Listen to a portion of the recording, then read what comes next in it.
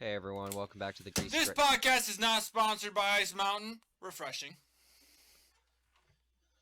Son of a fucking bitch, just so I get welcome back into the community. Alright, well, this is why I drink on set. Alright, oh,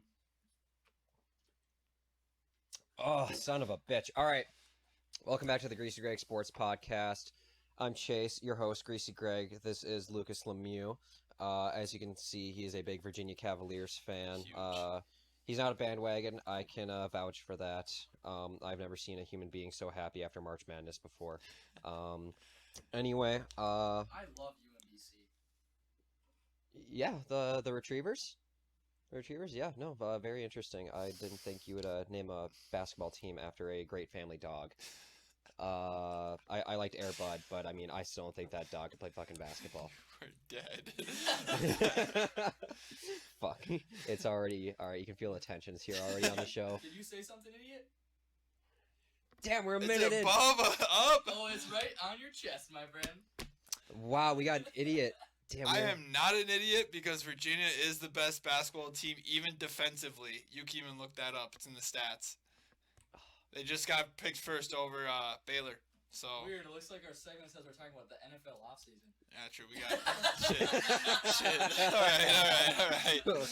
Damn. Hey, put that on here. Put that on here. That's on me. Fucking It's A. flashing. All right. Another interesting dynamic that we have here. So it seems like every time I get into any football segment, I'm always the only Vikings fan besides producer Bo over here. But Lucas here he's from Green Bay. So that's going to make this even more interesting because not only is he just a Packers fan, he is right in the middle of Cheesehead country. And I must say, Green Bay, it's like the city of Superior, but a little bit bigger, and it smells a lot worse. Oh no. You'd like the breweries down there. I did not have the chance to explore the breweries down there. All right, Superior ain't got shit compared to what Green Bay got, and Green Bay's nice as hell. Yeah, we got ghetto, but hey, everywhere else is nice. Everywhere's nice. Yeah. Lambeau needs to work on getting some seats instead of bleachers. I feel like I'm at my fucking high school stadium. Anyway, we can get into Vikings-Packers here in a second. I wanted to jump right into some post-combine mock draft stuff, and I am on Bleacher Report right now. I'm just kind of doing theirs. I wanted to look at a mock draft that didn't have projected trades. As we know, first round, there's always going to be some trades that shake everything up, but just for the sake of team fits and thinking where players are going to go, it's easier to do it without trade speculations. So, number one overall, the Cincinnati Bengals, Joe Burrow. Overrated. I'm not going to disagree with that. Ohio kid, arguably maybe one of the best college football teams of all time. Just because of how much they dominated in their own conference, the SEC, and how they absolutely ran it up in the college football playoff. And Joe Burrow is kind of a nice story because he's an Ohio kid. He's from Athens, Ohio. He went to Ohio State. He went to Ohio State, and he got offered like Alabama's third string quarterback job, and then he goes to LSU to play for what I would like to say in the sports world as a football guy, the closest thing to football Jesus we will ever see in our life, Coach Ed Orgeron. Go Tigers! Man, I love that man more than anything on this earth. So he's got everything. The only detriment to him is small hands. He broke every record pretty much you could think of for a single season in college football history. Doesn't Drew Brees have small hands, though? Drew Brees has small hands, and he's also a short person in general. Do not compare him to Drew Brees. No, this man's a Matthew Stafford. Two completely okay. This man is a Matthew Stafford. All right. Where do you see the Matthew Stafford in him? Well, he's white, number one. Okay, he's white. He wears number 9, and he played in the SEC. But he is also a proven winner. He might go number 1 as well. And so was Matthew Stafford. He was a proven winner. He didn't win any SEC championships. No, so? He absolutely ran away with it. He almost won the NFC North Championship. He beat the Packers. He beat the Vikings. Yeah. I mean, when you're in a division for that long, you're eventually going to squeak out a couple of wins. Years you get a shot at it. Eventually, it's going to... Okay. Eventually, you have to fucking How many win rushing something. yards does he have, though? You said he broke basically every record, right? Well, that's like saying. I'm talking about passing wise. I know, but rushing wise, That's like saying. Chase, how many? Is it five rushing? Lucas 30 times in his career. He beat him once. Like that's like saying he's terrible. No. One of those times I covered myself in cooking oil and he couldn't fucking grab onto me. Okay. No, he rushed like what, 5 times? Who? Joe Burrow. He did what? He rushed like at least 5 times this season.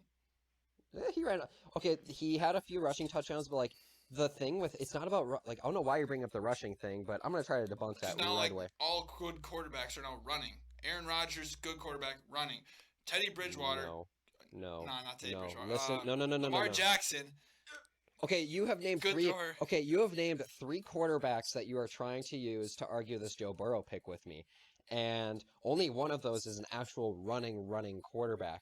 Now, when I think of your typical new age NFL quarterback, I think Joe Burrow is a very good template. New age. New age, like coming up, like what teams look for in a quarterback, like who you want to pick number 1 overall to try and turn around a franchise. He is not a guy who's going to sit there and, get you 60 rushing yards a game. You don't necessarily fucking need that. He can give it to you. You think? He's definitely athletic enough. Have you seen him run? He is very athletic, but he is such a good thrower What of if the he's ball. like Andrew Luck? What if he just gets hurt? That's very much a possibility, but I mean, you know what? We're not quite there yet.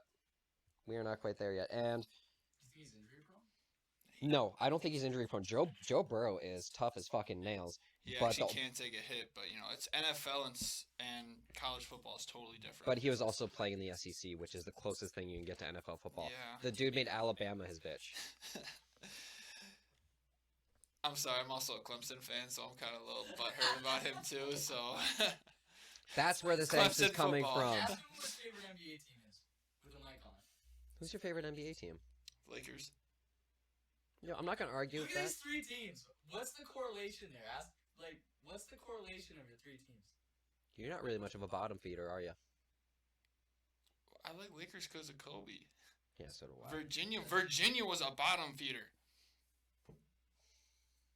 Virginia was a bottom feeder back when Devin Hall, Malcolm Brogdon was playing, and also who just won? Joe Harris. I love Anthony Joe Gill area too. All right, hey, this is still NFL. Yeah, right? I was gonna say, okay, so Joe Burrow, he has elite pocket awareness. He knows how to extend a play. He can stand out of the pocket. He can make any throw. He doesn't have the best arm talent out of anyone in the draft, but he is so good with his timing. He is just like watching him. Like at the start of the season, I was like, okay, he's kind of putting up some good games, and then as the season kept going along, I was like, he is the best quarterback in the country. Like, did you see that video of him after the national championship? It's like in slow motion. He's got the cigar. He's like walking through the tunnel. Yeah. Like, how fucking cold was that? He's like- a killer. Like, that's like Joe Namath level, like, swagger right there. Like, I loved that shit. Like, I knew going into that game that they were going to win and that he was going to be the number 1 pick and that he's the best quarterback in college football. But then I see a video like that, I'm like, okay, he's cold as fuck, too. Okay, you know what? The number 1 pick. He knows he's And- cold. Who is he comparable to? I'm going to restate my thing about Matthew Stafford. He's either going to be just like Matthew Stafford and awful, or he's actually going to be like one of the greats, like you said, Drew Brees or Aaron Rodgers. With the way he can, like, kind of extend a play, I do see the Aaron Rodgers comparison. Arm talent, he's closer to a Drew Brees. Like, when I look at him and I see the way he plays, I see like a taller, little bit more athletic Drew Brees. Okay. Because the way he moves around, the way he can put the ball wherever he wants, how smart he is, he is so good at decision making. I mean, you don't throw 60 touchdowns. That's not a fluke. Yeah. That's not a fluke.